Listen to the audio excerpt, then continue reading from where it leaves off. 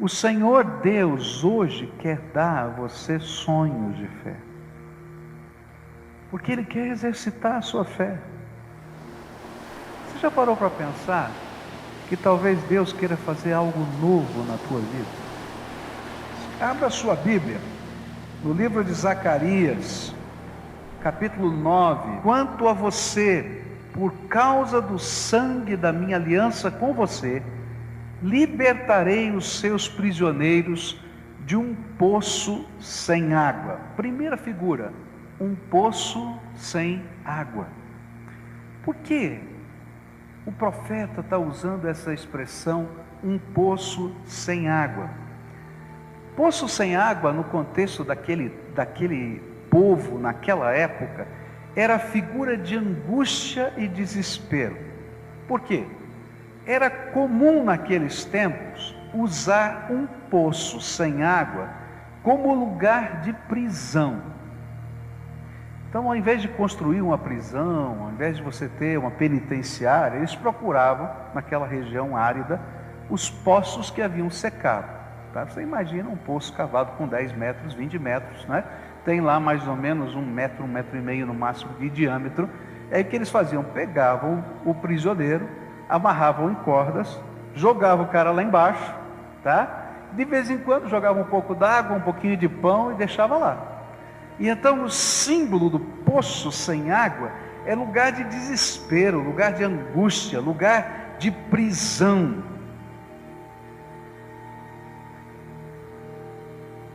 Não dá para sair, não dá para escalar. É um lugar escuro, que faz com que as forças e a esperança de quem está lá, por mais brioso que seja o soldado, vá se minando, se quebrando. A Bíblia fala de uma prisão como essa, um poço sem água, no qual Jeremias foi aprisionado nos últimos dias de Jerusalém. Ele foi lançado num poço sem água, e lá ele ficou preso. E o sentimento daqueles que apoiavam a fé que Jeremias pregava era de que ele não ia sobreviver ali. E há um pedido especial: por favor, deixa a gente tirar ele de lá. Ele não tem como sobreviver naquele poço sem água, é o fim. E essa figura que Deus usa para falar: olha, eu vou tirar vocês de um poço sem água. Aquelas pessoas tinham voltado para Jerusalém, e diante de tanta luta, opressão e tantas situações que estavam acontecendo, era provável que alguns daqueles que haviam saído da Babilônia, e uma terra tão avançada, com tantas coisas boas, ainda que fosse difícil viver na Babilônia, mas havia tecnologia, havia trabalho, havia possibilidade do comércio, e agora eles estavam naquela região sem nada. Alguns estavam dizendo: olha, Deus nos trouxe para esse lugar para a gente viver num poço sem água. Mas o Senhor estava prometendo para aquela geração que os libertaria daquela condição, por causa de uma aliança feita com o sangue, lá nos tempos de Moisés. Uma aliança que Deus prometia abençoar o seu povo, uma aliança que Ele cumpriu quando trouxe de volta do cativeiro, uma aliança que Ele continua prometendo e cumprindo a todos quantos têm um pacto de vida e fé com o Todo-Poderoso. Mas essa profecia não era só para aquele povo daquele tempo, mas também apontava para o sofrimento e a opressão que os judeus viveriam nos tempos de um imperador chamado Antíoco Epifânio. Na divisão do Império Grego, os Seleucidas dominaram a área da Palestina, e este imperador Seleucida, Antíoco Epifânio, decidiu helenizar, colocar a cultura, o culto, o jeito de ser, a língua dos gregos nos judeus. E por isso ele determinou por decreto que era proibido guardar o sábado. Eles não podiam guardar o sábado como costume da lei. Ele determinou que os seus oficiais saíssem e queimassem as escrituras sagradas que encontrassem em qualquer lugar. Então não podia, se você não podia ter em nenhum lugar o rolo da lei, para ler a lei com os seus filhos. E mais, se você circuncidasse o seu filho que nascesse na sua casa, você seria morto a chibatas. Então você era colocado na praça, todo mundo via, não é? E batiam em você até você morrer. Mas quando você estava quase morrendo, que ainda estava respirando e conseguia enxergar, eles pegavam o filho que você tinha circuncidado e o matavam e o degolavam na frente do pai, para que a última cena que ficasse na mente daquele pai antes de morrer era a morte do filho, e para dizer: vocês não circuncidem mais os seus filhos. A coisa foi tão séria, mas tão séria, que apesar dele fazer todas essas coisas, ele invade o templo e faz um sacrifício aos deuses gregos no altar de Israel. E sabe qual é o animal que ele escolhe para sacrificar no altar de Israel? Um porco. Agora você sabe que o porco, dentro da cultura judaica e da religião judaica, é um animal imundo. Então, alguns entendem que o abominável da desolação que fala Daniel tem a ver com esse fato da história. Esse era o contexto, essas coisas estavam acontecendo.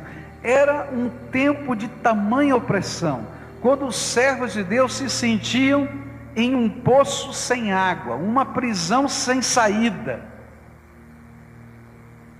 E nesse tempo, as profecias de Zacarias eram lidas, e Deus dava consolação àquele povo quando liam estas profecias. O Senhor, por causa da aliança que temos com Ele, no sangue do Cordeiro e com a lei de Deus, vai nos tirar desse poço sem água. Por causa da aliança, Ele vai nos tirar desse poço sem água. Eles lembravam de Êxodo 24, que diz assim: e então Moisés chegou, pegou o sangue das bacias, borrifou o povo com ele e disse: este é o sangue que sela a aliança que o Senhor fez com vocês quando deu todos esses mandamentos. É interessante porque quando a gente está sofrendo, é muito difícil a gente olhar a vida na perspectiva do que Deus está fazendo. Você já passou por um momento de luta, de sofrimento, de angústia, e que você pergunta assim: Senhor, onde o Senhor estava?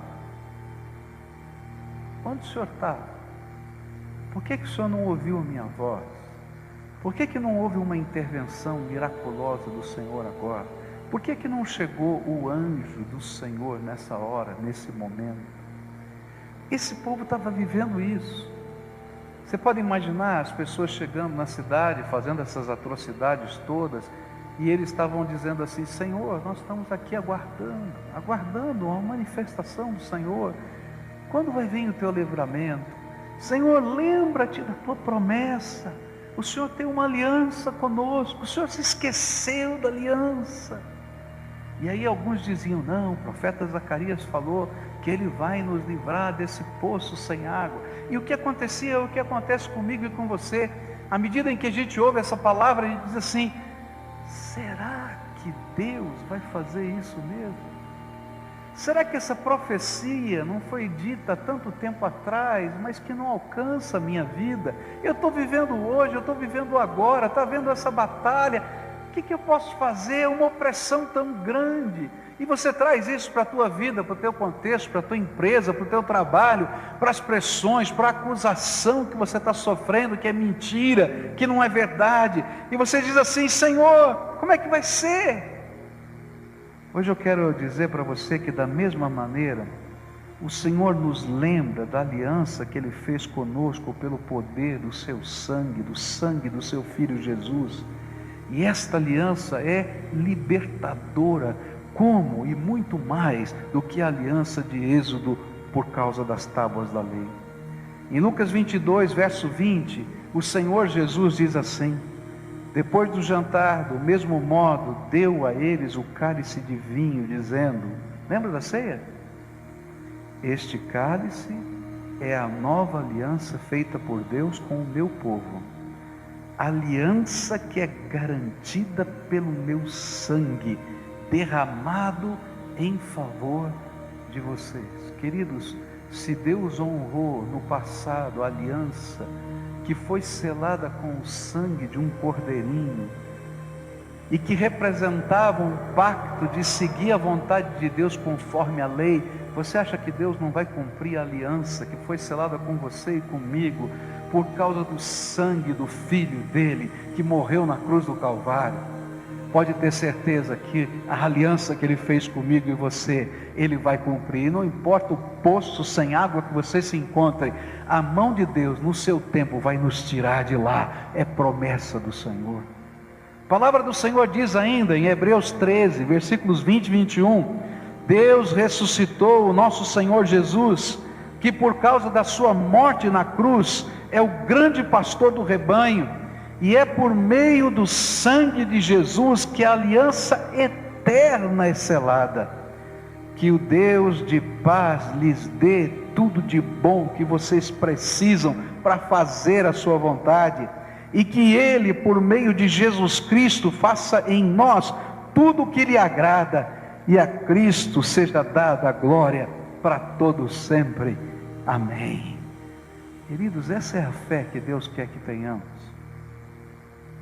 Eu e você podemos estar num poço sem água. Aqueles homens daquele tempo estavam num poço sem água. Mas sabe o que é que dava força para aqueles homens? É que eles sabiam que Deus tinha feito uma promessa e tinha firmado essa promessa com o sangue de um cordeiro.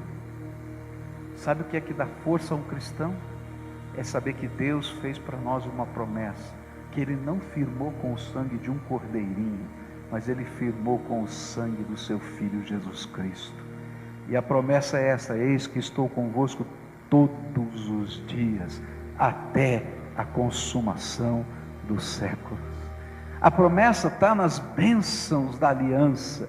Bendito serás quando te levantares, bendito serás quando te deitares. Aquelas promessas que estavam no Velho Testamento nos acompanham, porque são promessas de uma aliança eterna que Deus firma com o seu povo. Então, por mais que possamos nos sentir no fundo de um poço, na solidão, com medo do futuro, na desesperança, é Ele, o Todo-Poderoso, quem nos promete que nos libertará desse lugar de angústia.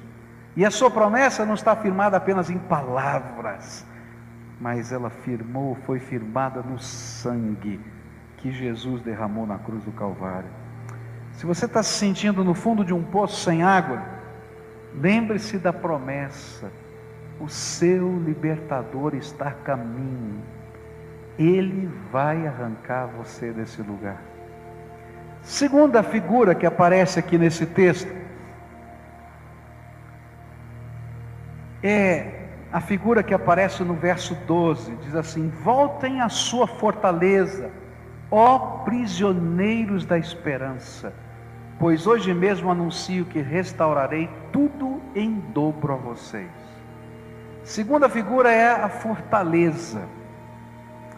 As cidades antigas, elas eram cercadas por muros, e eram estes muros que traziam segurança aos moradores da cidade, pois em certa hora da noite os portões eram fechados, vigias eram colocados nos pontos estratégicos dos muros, e todos podiam dormir tranquilo, porque a cidade estava protegida pela sua fortaleza. Mas lembra, essa mensagem foi dita nos tempos de Zacarias, e nos tempos de Zacarias, a cidade ainda não tinha muros, não havia segurança, não havia muitos sonhos, pois eles pareciam à mercê dos inimigos. Por isso, esta figura era tão especial para os tempos de Zacarias. Como alguém que, saindo da sua prisão, do poço sem água, só vê ruínas ao seu redor, e ainda que esteja livre, não consegue se sentir bem, Assim estavam os moradores de Jerusalém nos tempos de Zacarias. E ainda que tivessem retornado, se sentiam perdidos, pois os muros não estavam ali. Neemias vai nos falar como ele chorava porque não havia muros na cidade, porque os bandidos chegavam de noite. Mas o Senhor convida o povo do tempo de Zacarias a entrar numa fortaleza diferente, não feita de pedras, mas uma fortaleza construída pela esperança da fé. Que coisa tremenda! Ele vai dizer assim: entrem, voltem à sua fortaleza, ó prisioneiros da esperança. É linda essa frase. Há uma fortaleza maior que os muros da cidade. É isso que Deus está falando. Há uma fortaleza maior do que os exércitos. Há uma fortaleza maior do que ter um carro de polícia parado na porta. E essa fortaleza é a esperança da fé que está dentro do nosso coração e que não nos permite fugir para qualquer lado, nos aprisiona no sentido bom dessa palavra, na direção do projeto de Deus. Sabe o que é que Deus estava falando para aquele povo? Aquele povo que estava lá em Jerusalém nos tempos de Zacarias, mas o povo que estava em Israel nos tempos também da revolta dos Macabeus. Deus convida aquele povo que estava num poço sem água a sair agora para se esconder na fortaleza da esperança da fé.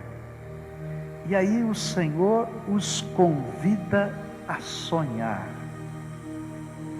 No fundo lá do coração, o que Deus quer é que nós colecionemos os sonhos, e que os nossos sonhos de fé se tornem uma cidadela, uma fortaleza inabalável de esperança. Às vezes, quando eu estou abatido, Deus faz algumas coisas comigo.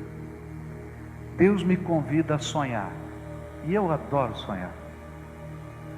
Sonhar acordado, sonhar dormindo às vezes é pesadelo, mas sonhar acordado é muito bom.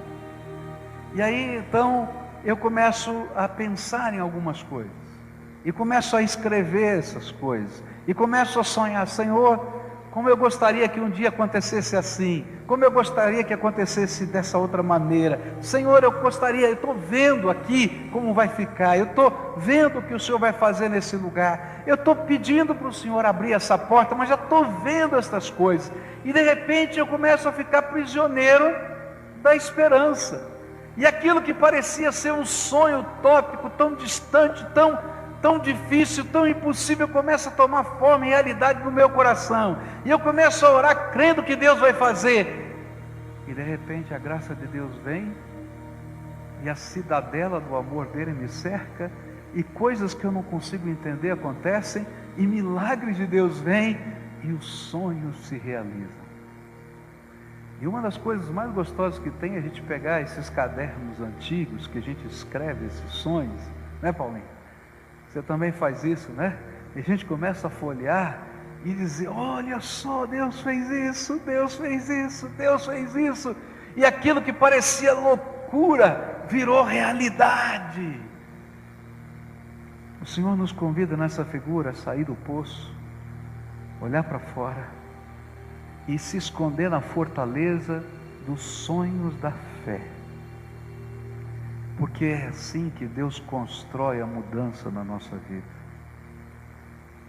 E quando isso fazemos, a gente vai descobrir que Deus não apenas restaura o que a gente perdeu, mas duplica, triplica e abunda em graça, porque ninguém consegue deter a grandeza das coisas de Deus.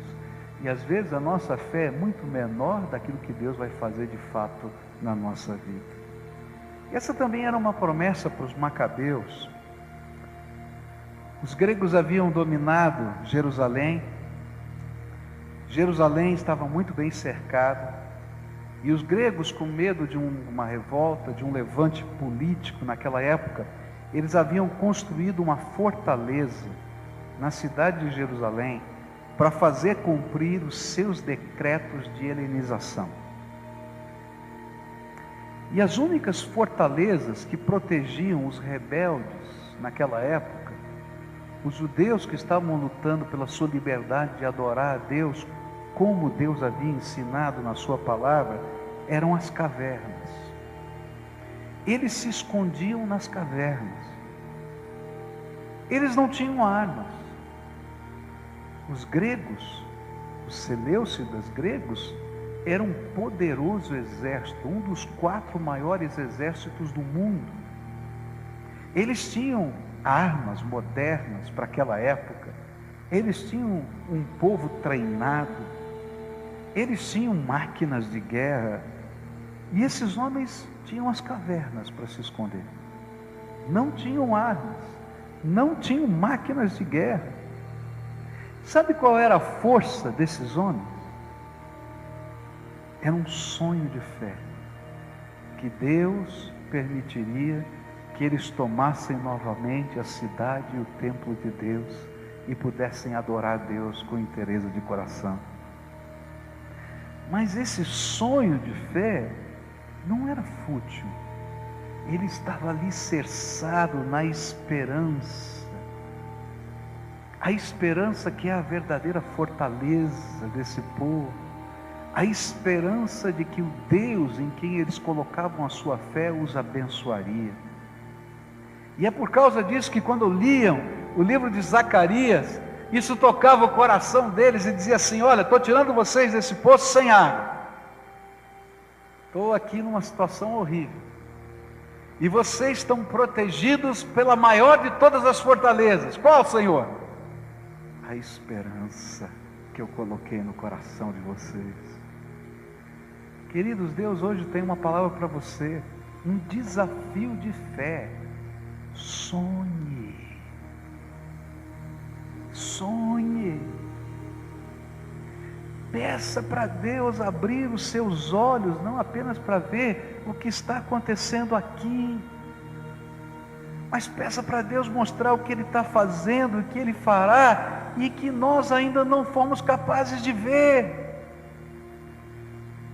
O desafio desse texto é que eu e você precisamos ser todo o tempo, toda a vida, prisioneiros, não do medo, da angústia, da solidão, do desespero, mas prisioneiros do sonho, da fé no nosso coração.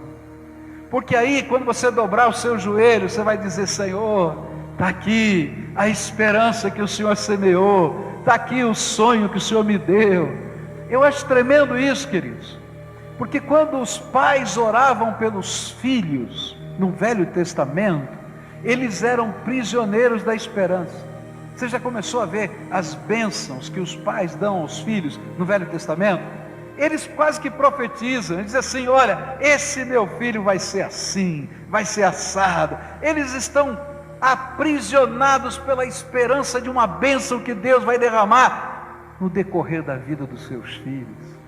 Pai, você tem que ser prisioneiro da esperança do bem que Deus quer fazer na vida dos seus filhos e abençoá-los nas suas orações. Nós temos que ser prisioneiros da esperança do que Deus vai construir na nossa nação. Nós temos que ser prisioneiros da esperança daquilo que Deus está semeando na nossa vida e colocando como desafios, como sonhos de fé, e não ficar entrincheirados ou aprisionados no medo, na dor, na angústia, no desespero. Mas eu sei em quem tenho crido, estou certo que Ele é poderoso, não só para guardar o meu tesouro até o dia final, mas para fazer coisas tremendas na minha vida. Eu quero olhar e ser prisioneiro da esperança do que Deus vai fazer até 13 de maio de 2014. Não me pergunta como, que eu não tenho a mínima ideia. Mas cada vez que eu oro, Deus diz assim: você está num poço sem água, eu vou tirar você daí e quero que você seja prisioneiro da esperança. E uma das cenas bonitas foi aquela vigília quando irmãos subiram aqui e começaram a impor as mãos nas paredes desse templo, lembra? E comecei a dizer: Senhor, estão tomando forma. Ou quando anos atrás, muitos de vocês talvez não estivessem aqui, não tinha telhado, não tinha galeria, não tinha nada, só tinha uns degrauzinhos no chão, e a gente celebrou um culto aqui, depois de uma chuva intensa, e a gente terminou aquele culto com uma vela acesa na mão de cada crente aqui, e esse auditório ficou iluminado pelas velas. Quantos estavam aqui nesse dia? Levanta a mão. Poucos. Nós estávamos aqui, não tinha nada. E queridos, nós continuamos prisioneiros da esperança e estamos vendo todas essas coisas porque Deus é bom. Queridos, nós estamos vendo o que Deus está fazendo. E toda vez que você aceita o convite de ser prisioneiro da esperança, o medo vai embora. A angústia sai de lado. E a gente começa a andar na dimensão da fé. E é isso que Deus estava falando. Você não precisa ser prisioneiro do medo, mas um sonho de fé, a esperança no seu coração, a certeza do Deus Todo-Poderoso é que tem que lhe dar e levar, guiar você na direção da vida. Por isso, o Senhor Deus hoje quer dar a você sonhos de fé, porque Ele quer exercitar a sua fé. Você já parou para pensar que talvez Deus queira fazer algo novo na tua vida? Algo novo. Deus tem falado algumas coisas ao meu coração que eu não consigo entender. Eu tenho orado sobre elas. Deus tem falado ao meu coração que Ele vai me dar um novo tipo de ministério. Eu fiquei morrendo de medo. Se o Senhor vai me tirar daqui, eu não quero sair daqui agora. Ele falou: não, eu vou acrescentar. Você vai trabalhar mais. Está entendendo? Sim, Senhor. E aí eu comecei a perguntar: como é que vai ser esse negócio? E Ele ainda não me falou. Mas eu estou doido para Ele colocar um monte de sonhos novos no meu coração. Um monte de sonhos novos no meu coração. Porque eu não consigo viver se eu não for prisioneiro da esperança. E se eu não estiver cercado na cidadela da fé do Todo-Poderoso. Agora Deus tem sonhos para você. O que Ele quer fazer na tua vida? Como Ele quer usar você? Que ministério Ele quer dar para você? Que serviço para o reino, para a eternidade Ele quer que você use? Começa a perguntar a Deus. E por mais tremendo que pareça, por mais maluco que seja, por mais estranho, por mais impotente, quanto mais você achar que você não pode ter certeza que esse é o sonho de Deus. Porque se você pudesse, você não precisava dele.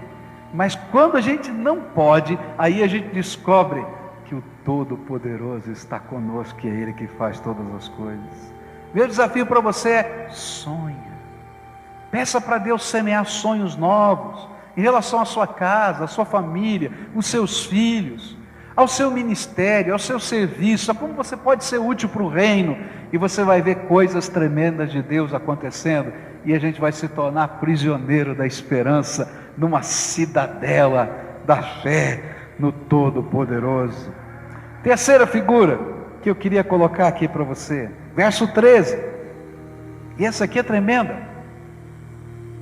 Diz assim: quando eu curvar Judá, como se curva um arco, e usar Efraim como flecha, levantarei os filhos de Sião contra os filhos da Grécia, e farei Sião semelhante à espada de um guerreiro. Queridos, esse verso aqui é tremendo. Porque quando foi dada essa profecia, a Grécia não era uma potência, nem uma ameaça para Israel. Naqueles tempos, a Pérsia era o grande império. Alexandre viria anos lá na frente. Depois de Alexandre é que viriam os Seleucidas, parte do poder grego que se dividiu. E aqui Deus está dizendo o seguinte: a figura é essa: eu vou fazer de vocês o meu arco e a minha flecha, as minhas armas nesse mundo. O arco e a flecha era símbolo de força e poder. Os arcos antigos, eles eram no formato de um sigma, eles eram assim. E apesar de serem muito mais duros e difíceis para você retesar o arco, eles podiam lançar uma flecha com muita força, a 120 metros de distância. E dependendo do tipo da ponta desta flecha, elas poderiam até atravessar um escudo ou uma coraça a essa distância. E nesta figura, Deus é o arqueiro, que pode retesar o arco duro, mas o arco, a flecha, são o povo que está nas mãos de Deus. Essa é a figura. E eles seriam os instrumentos do seu poder aqui na terra. E os povos viriam o seu poder através da vida e dos feitos do seu povo. Que promessa, gente! Deus iria fazer grandes coisas, impossíveis aos olhos humanos, através do seu povo. E queridos, foi exatamente isso que aconteceu nos tempos dos Macabeus. No ano 165 antes de Cristo, começa a revolta dos Macabeus. Um homem chamado Matatias, ele foge das atrocidades praticadas na cidade de Jerusalém, por conta dessa nova ordem de proibir os judeus de celebrar o sábado, circuncidar os seus filhos, e assim vai. E ele vai com os seus 5 filhos na cidade de Modim, uma cidade do interior. E lá, por serem judeus fiéis, tementes a Deus, buscarem a presença do Senhor com sinceridade, eles se tornaram moradores de grande respeito naquela cidadezinha do interior. E viviam uma certa liberdade na cidadezinha do interior. E o que aconteceu é que um certo dia apareceu em Modim um oficial do rei, que ordenou que se oferecessem sacrifícios no altar, conforme o novo costume imposto por Antíoco Epifânio, ou seja, os sacrifícios aos deuses gregos. E Matatias se recusou a fazê-lo, e quando ele foi forçado, ele então se revoltou, matou os judeus que estavam forçando, inclusive aqueles que estavam sacrificando naquele altar, e matou o oficial do rei que estava impondo essa ordem, e foi se refugiar com os seus familiares nas cavernas, na montanha. E eles imaginavam que aquilo ia ser uma coisa isolada. Um homem com 5 filhos, fugitivos nas montanhas. Mas sabe o que começou a acontecer? Algo que só Deus faz. Deus começou a tocar no coração de outros homens tementes a Deus, que estavam espalhados pela terra. E pouco a pouco, aquele pequeno grupo familiar começou a ser incorporado outros judeus que estavam ali e queriam viver nas cavernas, servindo a Deus. E aí eles decidiram: nós vamos resistir até a morte, mas vamos continuar servindo a Deus, como Deus mesmo ensinou no seu pacto conosco. E aí, ao invés de diminuir o número, começou a aumentar, e as montanhas começaram a ser sede dessas famílias. Mas eles não tinham armas, eles não tinham preparo, eles não tinham nada, eles eram um bando de fugitivos, nas montanhas, escondidos. Ninguém sequer se importava muito com eles, mas tinha uma promessa: eu vou fazer de vocês o meu arco e a minha flecha. No meio dessa fuga, no ano de 64 antes de Cristo, esse homem morre nas montanhas, o Matatias, o velhinho morre. E aí o filho dele, chamado Judas Macabeu, se torna o comandante daquele grupo. E um ano depois da morte de Matatias, ele começa uma revolta e vem liderando o seu grupo. E esse Judas tinha um apelido, Macabeu, que quer dizer martelo, de onde vem o nome da revolta, a revolta do martelo. Nós estamos aqui, nós vamos manter. E ele então provou na sua liderança ser um grande general e começou a fazer pequenas escaramuças. E essas escaramuças derrotavam os soldados da Seleucidas, tomavam as armas deles, e as armas que eles começavam a usar eram as armas do inimigo, até que esse grupo foi crescendo, foi crescendo, foi crescendo.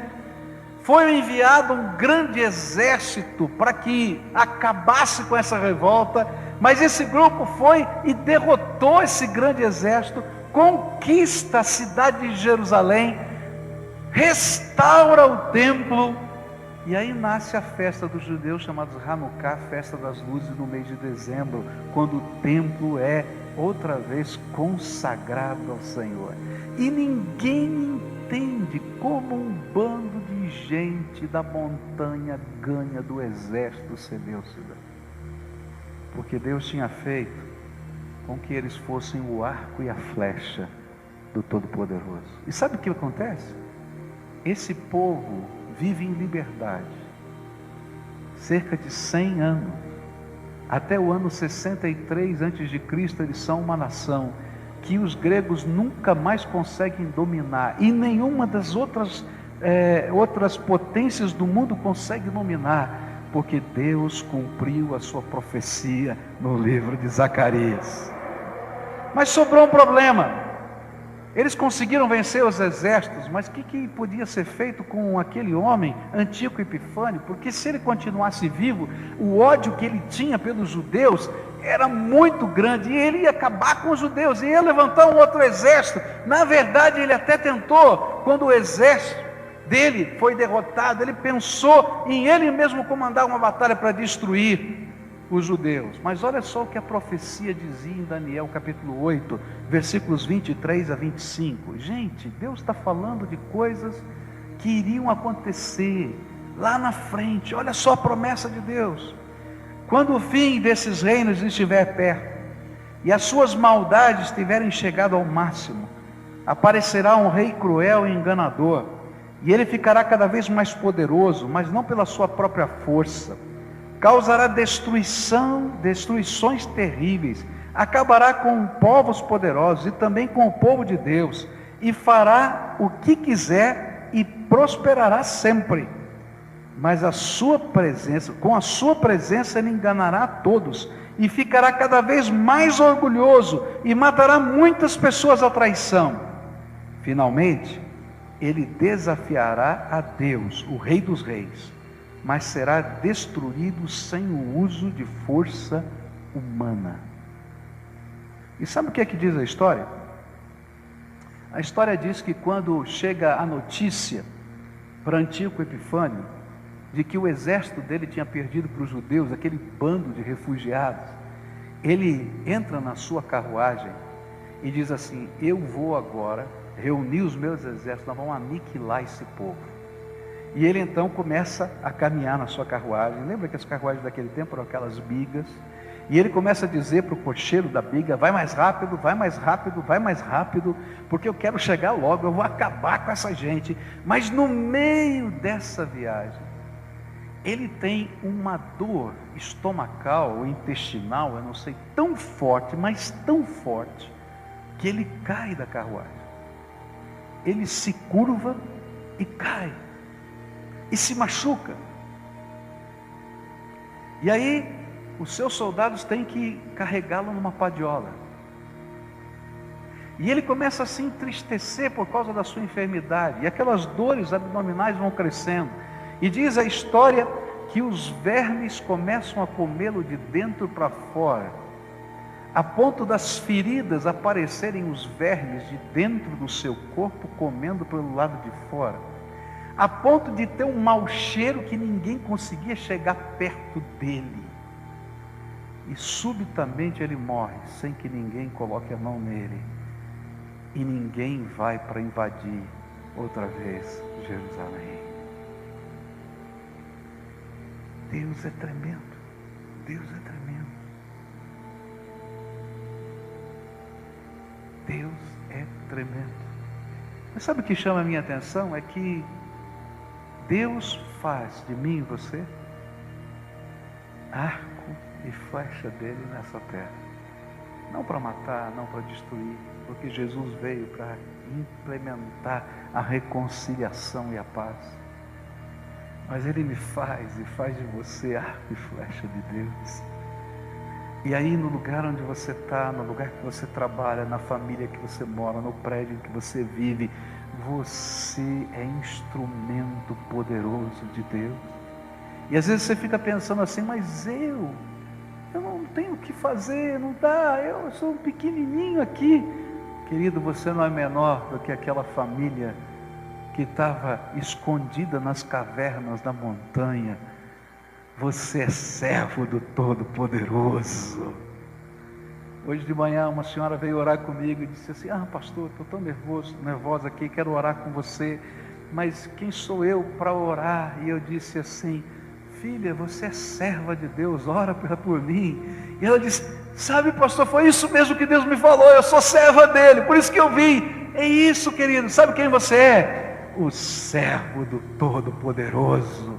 E quando você vai fazer alguma coisa para a glória dele, você não vai no seu nome, você não vai na sua força, você não vai na sua autoridade, você vai no nome do Senhor Jesus Cristo, nome que está acima de todo nome, no céu, na terra, debaixo da terra, e que a Bíblia diz que todo joelho vai se dobrar e toda língua vai confessar, tu és o Senhor dos senhores. Então, querido, você é o arco e a flecha de Deus. Para esse tempo, eu não sei qual é a missão que Deus tem para você. Eu acho que Matatias não tinha nem ideia do que ia acontecer. Eu acho que Judas Macabeu não tinha nem ideia do que ia acontecer. O irmão dele, Simão, não tinha nem ideia do que ia acontecer. Eles eram os que estavam num poço sem água, que se tornaram prisioneiros na fortaleza da esperança e da fé. E porque eles estavam prisioneiros da fortaleza da esperança e da fé, eles se tornaram o arco e a flecha de Deus. Como é que eu posso ser arco e flecha de Deus? Eu que estou num poço sem água. É quando Deus nos faz prisioneiros da esperança e da fé. E a gente começa a ouvir a voz de Deus e crer nas promessas do Senhor. E na medida que a gente vai crendo nessas promessas, Deus diz assim, vou te abençoar, vou te ungir com o meu Espírito Santo. Queridos, a unção do Espírito é uma coisa tão tremenda, que não dá para explicar.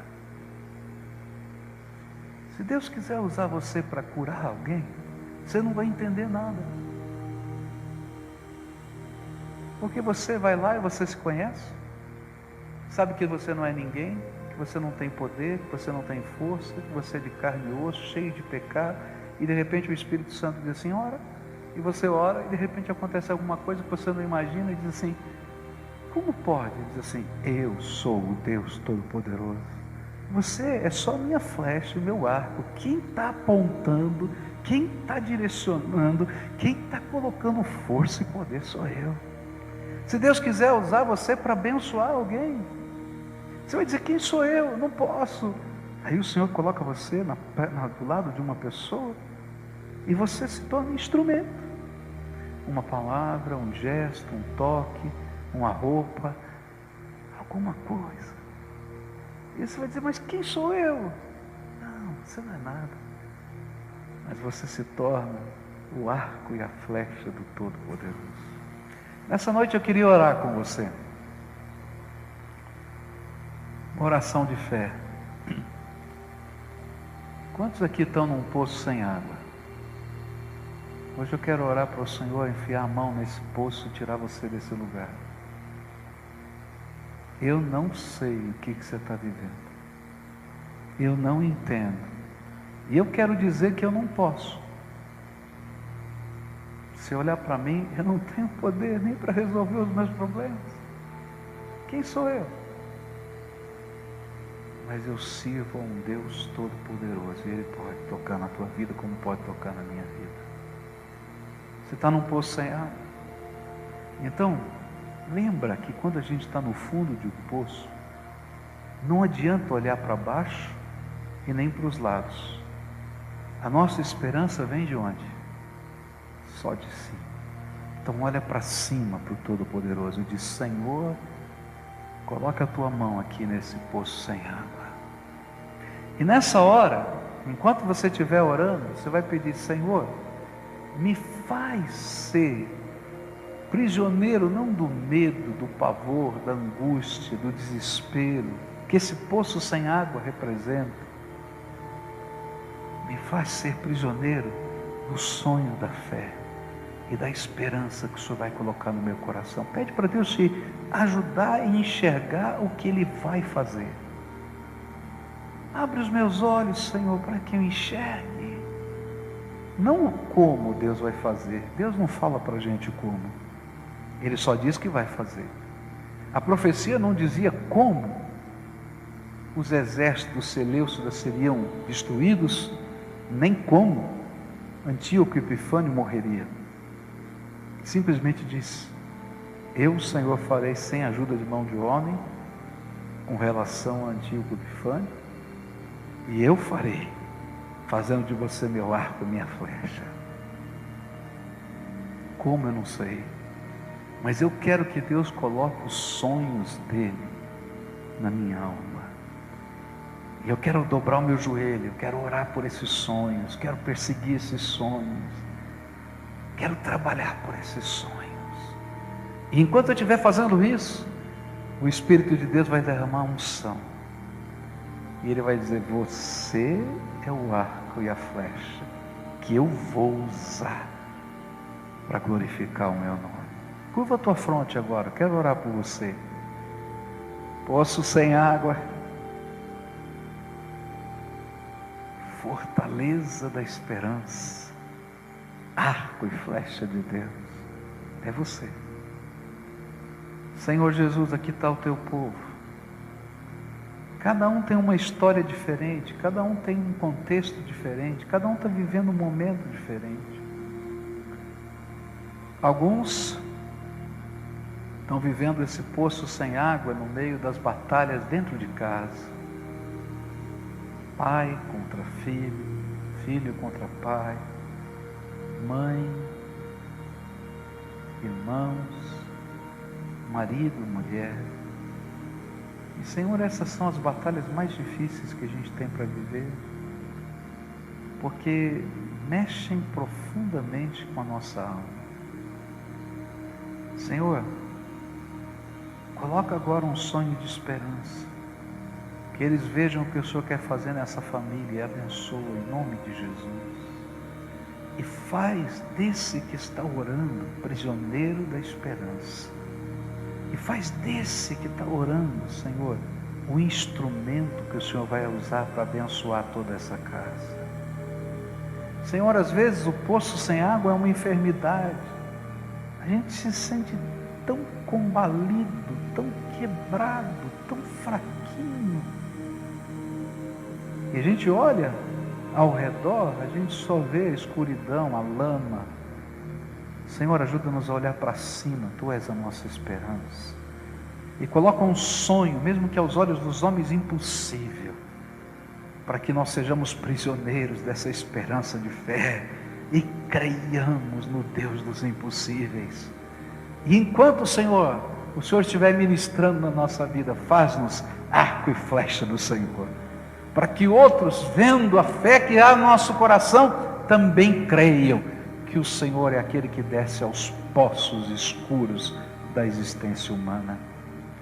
Ó Pai, eu quero pedir, Senhor, que os sonhos de fé ministeriais, o Senhor comece a colocar no coração do Teu povo, comece a colocar, e que o Senhor sopre o vento do Teu Espírito, e que os dons venham sobre o Teu povo, e que os dons se transformem em ministérios, e que ninguém consiga segurar o movimento de Deus, porque o movimento de Deus não é planejado, não é estruturado, Ele é o mover do Espírito que sopra e faz com que os ossos desconjuntados se tornem gente viva. Ó Pai, começa a fazer isso. Novos ministérios, nova visão, novo trabalho, novo serviço, unção do Espírito, coisas tremendas do Senhor. Ó Pai, que os teus milagres aconteçam através de gente simples, que saiba que é só servo e serva de Jesus. Começa a fazer isso na casa, nas ruas. Começa a fazer isso dentro do templo, fora do templo, porque nós queremos ser instrumentos do Senhor, e que a tua palavra chegue até os confins da terra, porque nós somos arco e flecha do Deus vivo. Fica conosco, Pai, e dá-nos a tua graça.